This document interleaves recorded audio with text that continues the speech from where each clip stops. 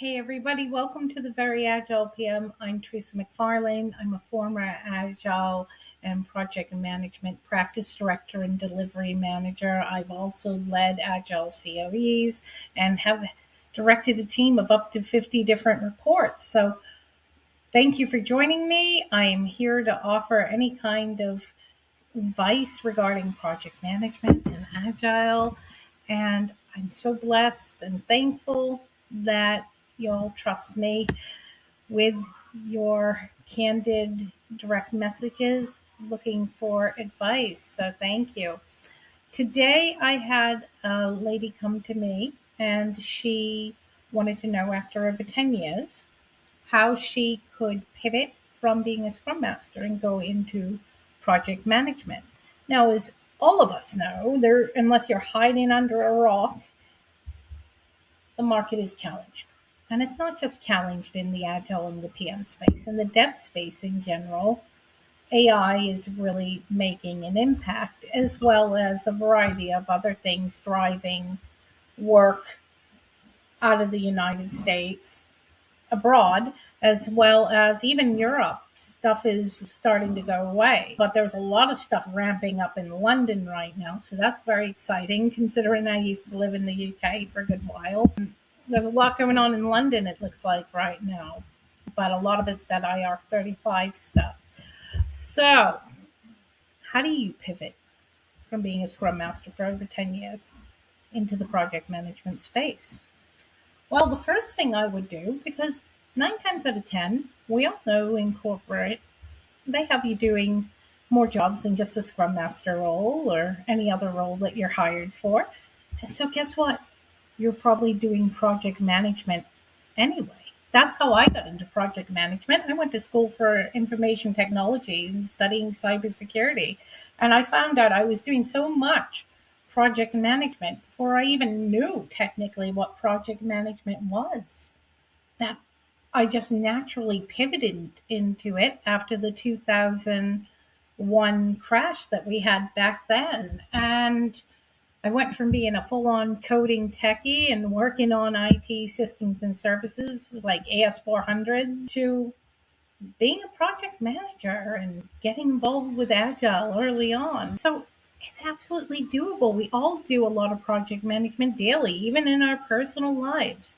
So the first thing I would suggest to do is go to a tool like ChatGPT, or I like Bard. I prefer Bard, but it's too agreeable. You got to kind of really craft your responses there. But work with the AI tool like that. I like Claude as well. Take your current resume,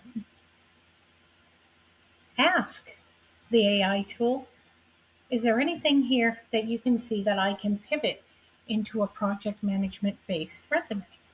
And it's going to tell you, it's going to give you some advice, it's going to spark some ideas in you that are going to give you other prompts.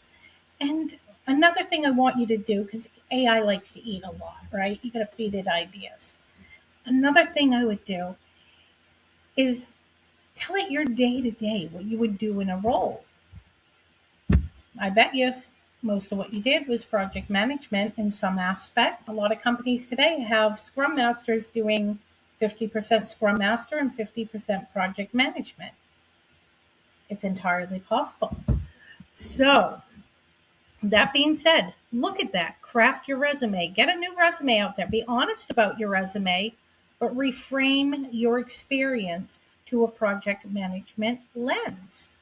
Being a project manager, one of the side of Agile, is a benefit in this market. Now, another thing I'm going to tell you to do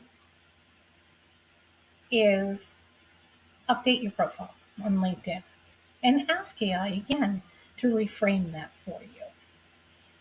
Go to the library or apply online. Even the most antisocial person can do it. Get a library card because you can get free LinkedIn learning with a library card. And it's a great tool offered to the community instead of paying loads of money for LinkedIn Premium. And you can take all these PMI courses that are made by PMI and ones that aren't, that are very valuable. You can share them on your profile. You get the PDUs, the professional development units, and the CEUs, the continuing education units, that you can then move towards the criteria for your certifications if you want to go down the route to get certified as a certified associate project manager, the CAPM, and you want to sit and take that exam. And then further on, if you would like to take the PMP or any other flavor of PMI certification, I would strongly recommend that if you have the money to do so, to join PMI. Because another thing I'm going to say is look for any volunteer opportunities. PMI, Scrum Alliance, they always have volunteer opportunities. Look to take advantage of that. Look within your networks or your communities and your nonprofits to see how you can work for them as a project manager on a volunteer basis, or maybe as an intern, maybe at a low rate. But I bet that you will have enough experience based off of doing those things to get a role as a project coordinator if you want to start over. You might even have enough to be a project manager depending on the role. I know the stakes are really high and the market is flooded, so you will be competing against people with a multitude of alphabet soup certifications, as well as bachelor's, master's degrees, and PhDs. So at the end of the day, if companies can get you for those less expensive roles, the ones that pay between 22 and 35 an hour, you might stand a stronger chance to get into a coordinator role or a junior level project management role without all those fancy bells and whistles. So definitely look that route. Another thing I would suggest is the Google Project Management certification that's out there. Whilst it's not highly regarded as the PMP or anything from PMI, PMI is the gold standard. Um, it does have a lot of very valuable elements in the training.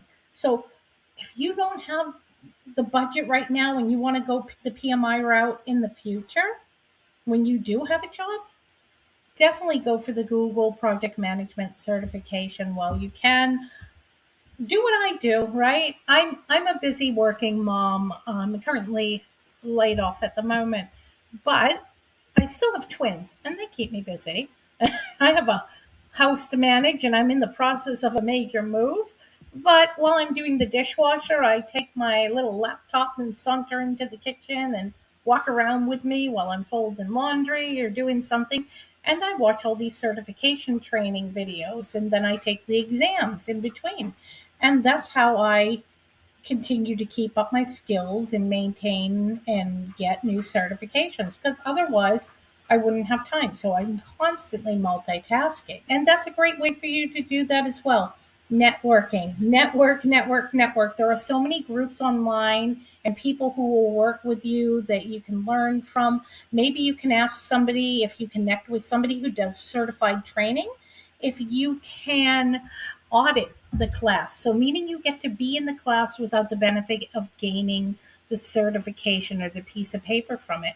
There's so many wonderful trainers and mentors out there that will do that, especially in this market. And sometimes there are trainers who will donate their own time and resources to help get people who are in unfortunate situations certified. It's part of their give back to the community. So definitely look into those resources. I didn't have any intention of being an influencer. I don't want to be a big flashy person on LinkedIn or social, but I do want to be able to help people. And I hope that this advice that I provided to one person today will help many others. Don't give up hope. This market stinks. Let's face it. It's not good. It's bad. But never give in. Never stop learning. There's always something you can do to better yourself or pivot from your career path. And those who try, those who continue to learn the AI and get certifications will always succeed no matter what. I wish you the best of luck. Hang in there. This market is